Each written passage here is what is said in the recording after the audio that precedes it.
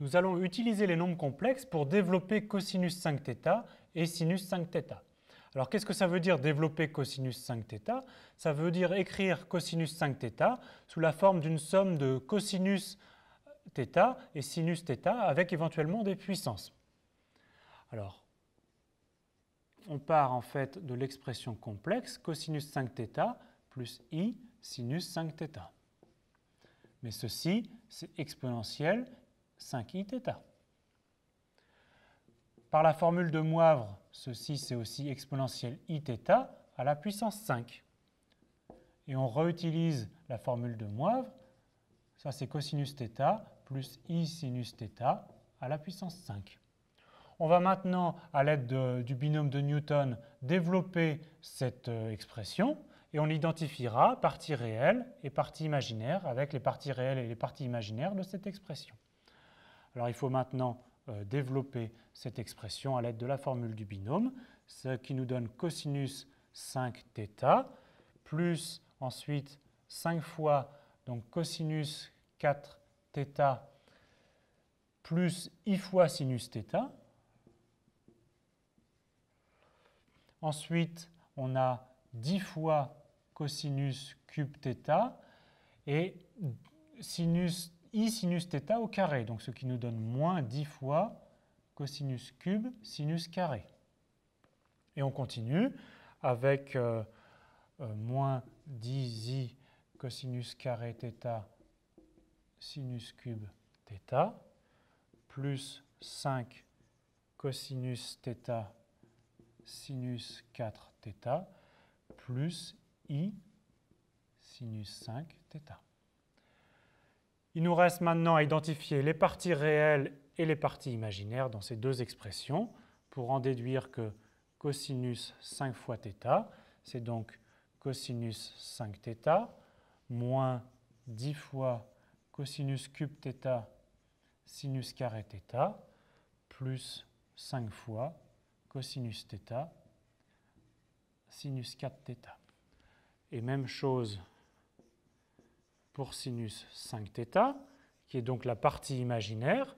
Donc ça nous donne 5 fois cosinus 4θ sinus θ, moins 10 fois cosinus carré θ sinus cube θ, plus sinus 5θ.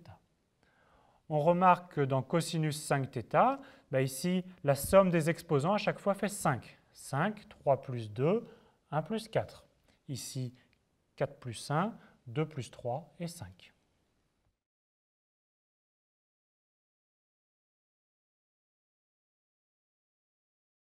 À l'aide des nombres complexes, on sait aussi linéariser cosinus θ à la puissance k et sinus θ à la puissance k. Alors, qu'est-ce que ça veut dire linéariser cosinus θ à la puissance k? Ça veut dire l'exprimer sous la forme de cosinus n fois θ et sinus n fois θ, ou des sommes de telles expressions, mais on n'a plus le droit aux puissances. Alors, expliquons la méthode sur un exemple. On veut linéariser sinus θ au cube. Alors, on écrit que sinus θ, par la formule de l'air, c'est exponentielle iθ moins exponentielle moins iθ sur 2i au cube. On utilise la formule du binôme de Newton pour développer cette expression. Donc ça nous donne 1 sur 2i au cube, donc c'est moins 1 sur 8i. Et on développe le numérateur, ce qui nous donne exponentielle 3iθ moins 3 exponentielle iθ plus 3 exponentielle moins iθ et moins exponentielle moins 3iθ. Maintenant, dans cette expression, on va regrouper les différents termes.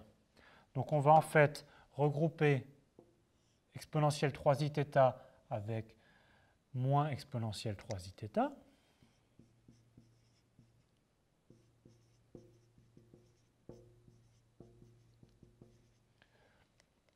Et on va regrouper les deux autres termes ensemble.